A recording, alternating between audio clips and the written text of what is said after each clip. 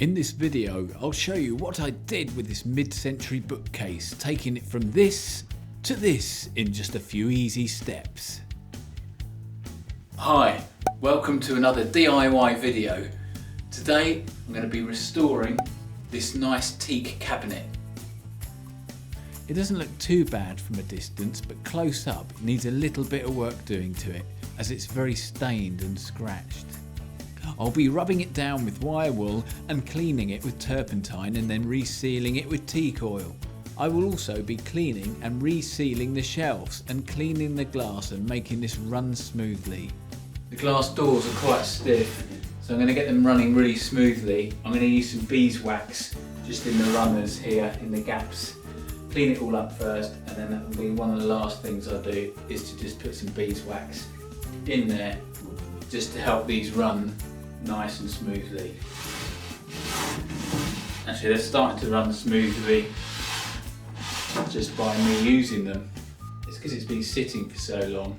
Okay, let's take the glass out. Really easily comes out just by lifting it up and then bring it forward slightly, and that just drops out. And obviously put it back in the same way. Put it in with the top first and then the bottom. I'll give these a nice clean up.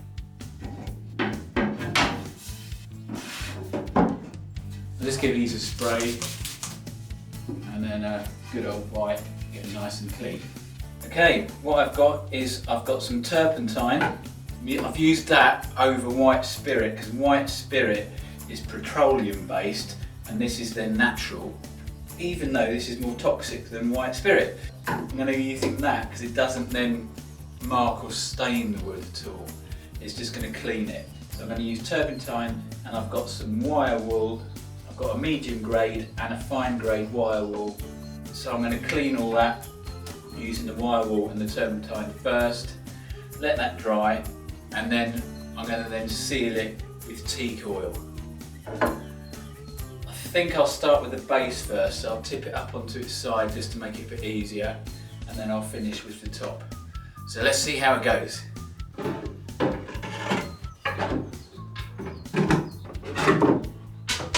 I'll clean these shelves up as well, and then the inside.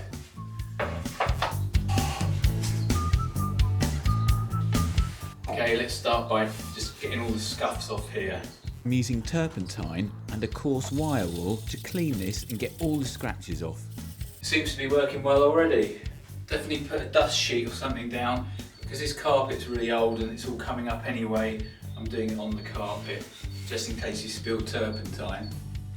I'm going to now move on to the sides, and then what I'll do pretty much straight away is just wipe it just to get all the dirt off. See how dirty it is. It's coming up well already. It's good. Okay, now I'll tip it the other way and do the other side. This is not as bad this side, so I've just gone onto a really fine wire wool just to give it a bit of a clean up. You can see here the way the turpentine's dried, but once I get the teak oil on, it will look nice again. Where there's deeper scratches, I'm just going to rub it down just a little bit further then. But be careful though, because if it's a teak veneer, you don't want to rub it too much because you might go through to the wood underneath, which is usually sort of chipboard. Just cleared the runners out a bit at the bottom as well, because they're a little bit dirty, and that was obviously stopping the glass from moving freely. So I've just cleaned it up with some turpentine and got a screwdriver in here just with my cloth, just to go down the runners to make sure that they're nice and clear.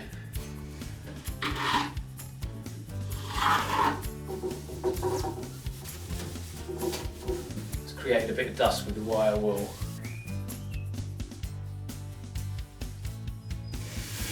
Right, now for the top.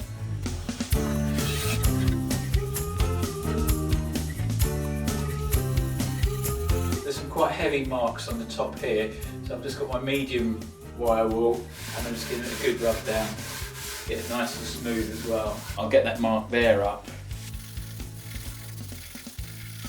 I'm making sure I'm going to go with the grain all the time, so you don't see any sideways scratches. I've pretty much rubbed it down and got that deep mark out. Okay, now I'll see if I can get these scratches out. Okay, I'll try a rougher grade wire wool just on that.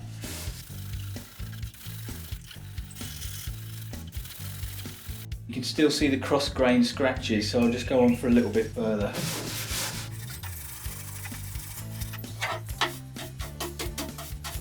Okay, it looks quite nice here now.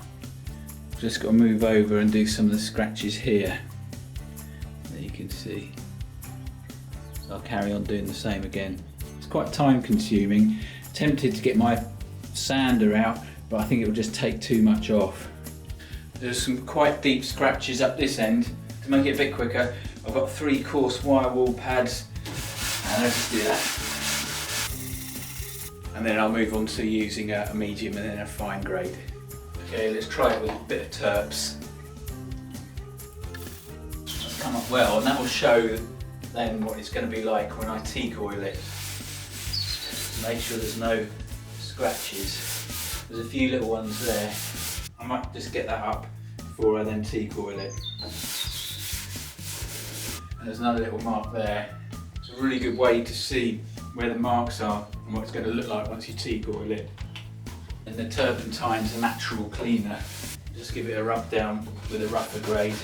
Right, it's gone already. Okay, what I'll do is I'll go over it now with a soft cloth just to get any excess dust off before I teak oil it. Okay, now I'm going to go over it with a damp cloth. Okay, these are the shelves. I'll just give these a little bit of a rub down with some wire wool and turpentine, and they should be okay. There's not too many deep scratches. That one there is going to be concealed at the back. Once we seal it, you won't see it.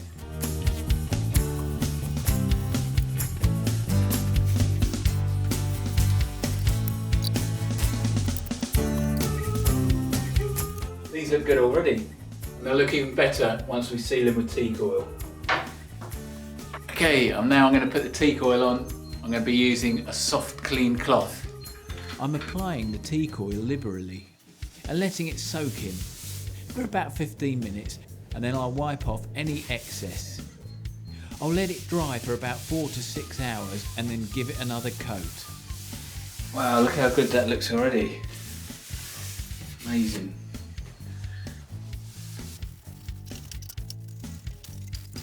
Okay, I've just put it on its back just to do the front bit, it's a bit easier.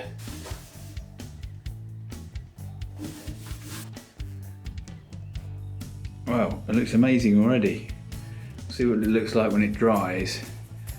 You can see it looks really good.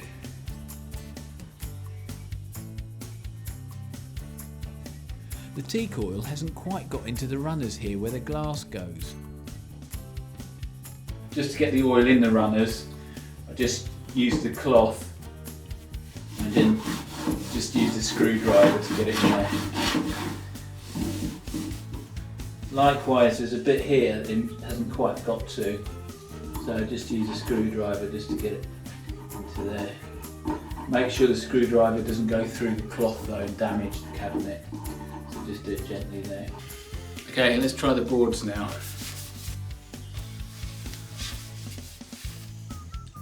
Great, it's looking good. I'll let that dry. Okay, it's just drying now, the teak oil, but it looks absolutely amazing. You can see it's still got a sheen on it, so it just needs to dry off. And then I'll see if the top, I think the top might need another coat. Let's see what happens. Okay, it's been drying now for about 4 hours, and what I'm going to do is just give it another coat on top. I think the sides are good and they need to dry off a little bit further. I'll give it another coat on top and see what it looks like. It's quite dry now, so I'll put the glass back in. I'm putting it in on the top runners first and pushing it up, and then it will then slot into the bottom runners. The glass is running much smoother. I may not need to use any beeswax in the end. Just to remind you of what it looked like before, and as you can see, it looks much better now. There's a few little dark patches, but overall it's a vast improvement. And the glass doors are running so much smoother as well.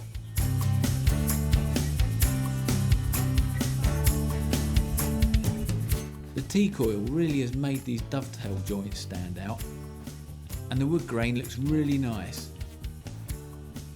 Well, that's another job done. Well, that's how you refurbish a mid-century teak cabinet. Thanks for watching, and remember to subscribe for some more DIY videos. I'm not sure what I'm going to do with this cabinet now. Should I keep it or should I sell it? Should it stay or should it go now?